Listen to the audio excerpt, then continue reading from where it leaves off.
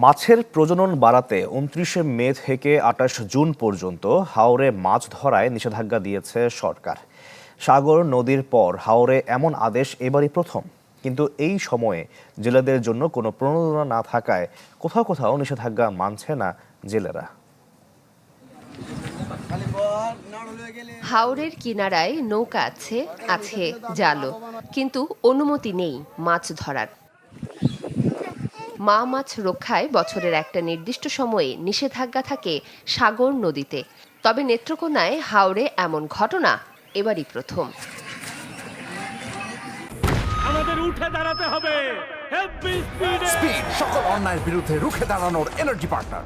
বৃষ্টি পাহাড়ে ঢলে ফসলের ক্ষতিতে মাছ শিকারেই ভরসা জেলেদের, কিন্তু তাতেও বারণ থাকায় অনেকটা কর্মহীন সময় কাটছে তাদের। আমাদের মতো অনেকে আছে এখানে মাছ ধরে জীবিকা নির্বাহ একমাত্র উৎস হচ্ছে মাছ ধরা। আমরা বউ বাচ্চা পালতে পারি না, মা বাবা খাওয়ান দিতে পারি না, অনেক কষ্টে দিন যাইতেছে।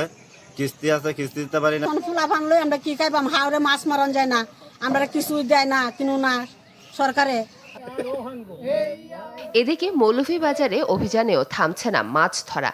জেলেরা বলছেন প্রণোদনা না থাকায় এ কাজ করতে বাধ্য হচ্ছেন তারা। এখন পানি উঠছে, আমরা পারি করে পারি, রাস্তাঘাটে পানি। এখন যদি তাই আমরা বন্ধ দেই, তাহলে আমরা কোন ব্যবসাটা করি? আমরা খাই। এখন সরকার থেকে কোনো অনুদানও নাই, কিছুও নাই। আমরা কেমনে বন্ধ হইমু? বন্ধ হইলে তো আমরা ফেটো ভাতর বান্ধা লাগবো। ক্ষতিগ্রস্ত জেলে পরিবারগুলোর জন্য আর্থিক বা খাদ্য সহায়তা বরাদ্দ না থাকার কথা জানালেন খোদ মৎস্য কর্মকর্তারা। হাওর অঞ্চলে এই বর্ষাকালে মাছগুলো ডিম ছাড়ে এবং পোনা উৎপাদন হয়। তো মাছের প্রজনন নিশ্চিত করতে এবং এই ছোট মাছগুলোকে বড় হওয়ার সুযোগ করে দেওয়ার জন্যই মূলত এই উদ্যোগটা নেওয়া হয়েছে। তো আমরা হাওরে এই বছরই প্রথম, আমার বিশ্বাস যে মানুষজন বুঝতে পেরেছে এবং আমরা আগামী বছর থেকে হয়তো আমাদের সফলতার হার আরও বাড়বে। মাছের প্রজনন বাড়াতে ২৯ মে থেকে ২৮ জুন পর্যন্ত ৭টি জেলার হাওরে মাছ ধরার নিষেধাজ্ঞা দিয়েছে সরকার। মাফতুহা মিলি, চ্যানেল 24।